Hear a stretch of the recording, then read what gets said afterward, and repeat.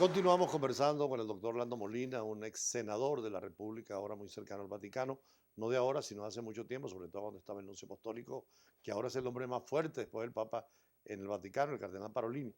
¿Qué es esa nueva iglesia que el Papa le ha dado una nueva visión al planeta? Bueno, en primera instancia el Papa nombró hace un año al cardenal Óscar Rodríguez Madariaga. Tuve la suerte de conocerlo hace muchos años en Costa Rica, cuando vivía en Costa Rica, era profesor de la Universidad de Costa Rica, y está llevando nada menos que la reforma de la curia. En la curia, la iglesia en realidad somos todos. El Papa, pues evidentemente nos representa, y el gobierno de la Iglesia Universal lo tiene la curia, que está conformada por los cardenales. La curia, evidentemente, el Papa lo que quiere es hacerla, descentralizarla, hacerla mucho más ejecutiva, más ágil, más cercana, porque hay a veces, por lo menos, casos que le llegan a la curia que duran 3, 4, 5 años.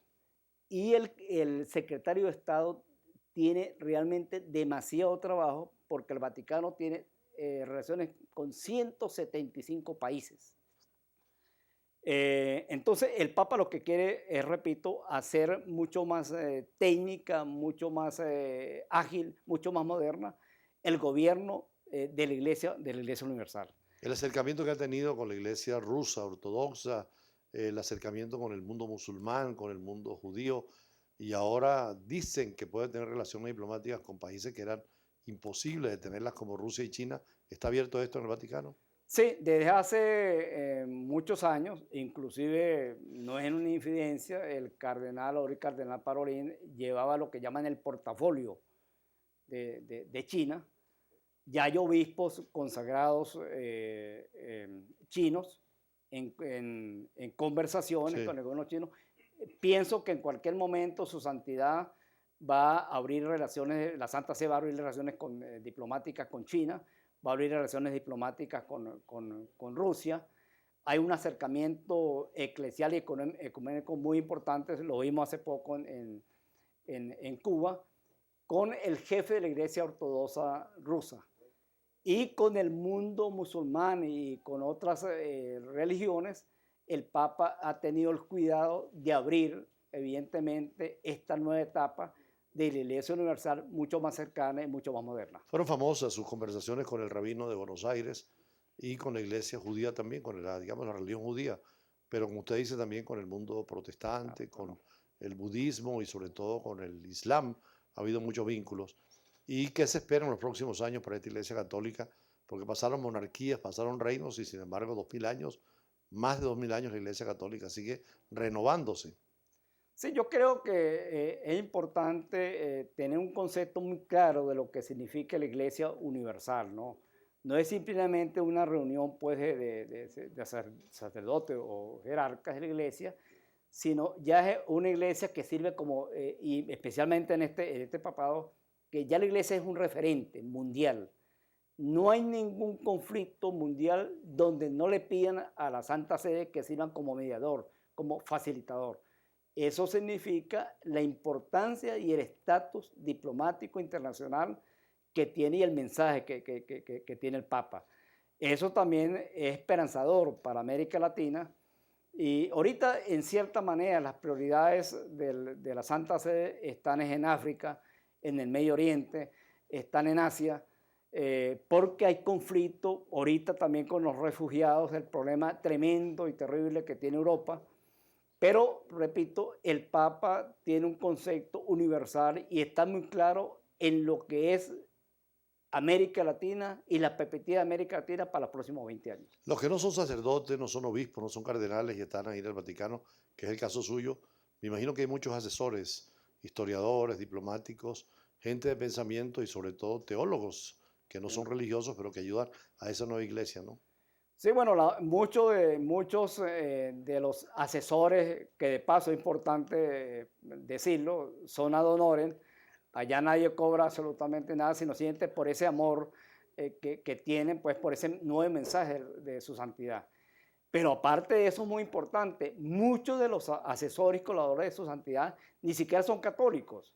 O sea, no profesan la fe católica, pero son gente de pensamiento muy amplio, haciendo comunión con el pensamiento amplio y plural que tiene su santidad. Entonces, el Papa se ha reunido con lo mejor del pensamiento ideológico, político, académico del mundo, y en cierta manera, cuando se puede, pues el Vaticano llama a estos colaboradores, a estos asesores, para que en cuestiones muy puntuales asesoren a su santidad y al cardenal Parolín sobre las temáticas que universalmente se le plantean a la iglesia. Esas imágenes que vemos del Vaticano por ser universales, son conocidas en todo el planeta. Claro, ir detrás de las imágenes es saber que hay una iglesia humana, que hay seres que son humanos también, con sus deficiencias y sus fallas, pero que además a los católicos hay lo que es la creencia de que el Espíritu Santo habla por el Papa cuando es dogma, ¿no? Sí, claro, el Papa es infalible, que ya esa terminología del Vaticano, el Concilio Vaticano de Juan Pablo, Juan 23, ya casi no se utiliza, pero el Papa es infalible en cuestiones de fe.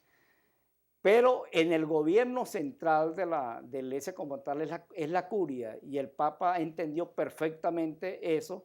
El Papa ha descentralizado y quiere y va a seguir descentralizando el gobierno de la Iglesia como tal. Inclusive él ahorita se ha atrevido, y eso es muy bueno, de tocar temas que son muy sensibles, fueron muy sensibles hace 50 años, como es esa comprensión con las personas que tienen diverso sexo, el matrimonio, el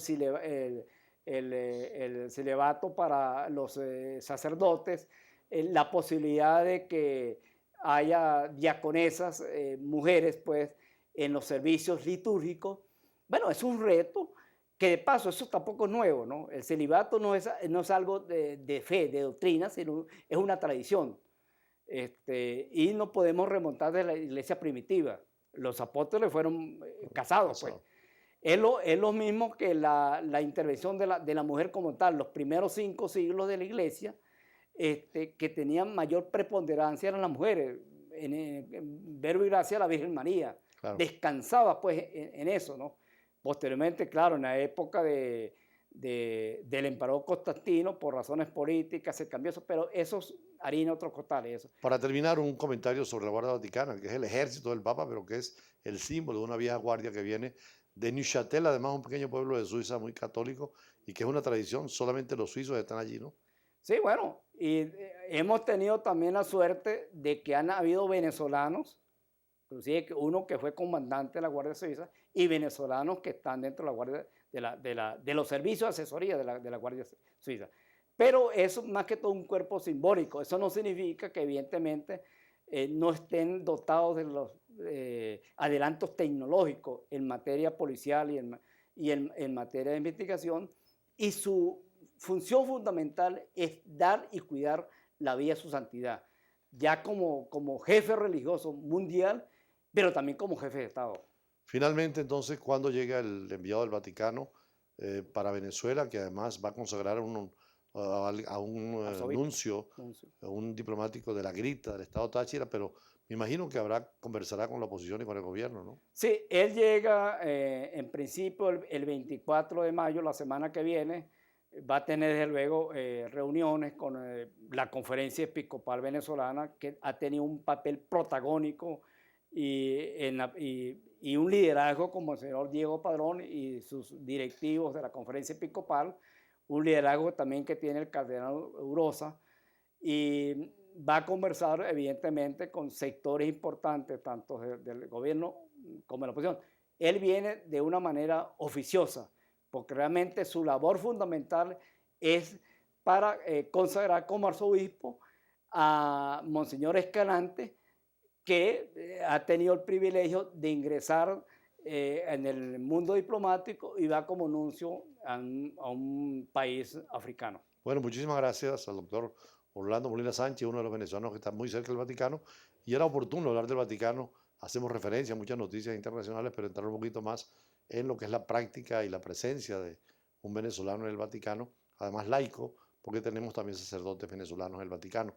Continuamos conversando con Francisco de Sola, presidente de la Cámara Venezolana Panameña, también en esa diplomacia comercial tan importante en el siglo XXI y para Venezuela ahora más necesaria con la apertura que tiene que haber en materia de comercio internacional. Ya regresamos.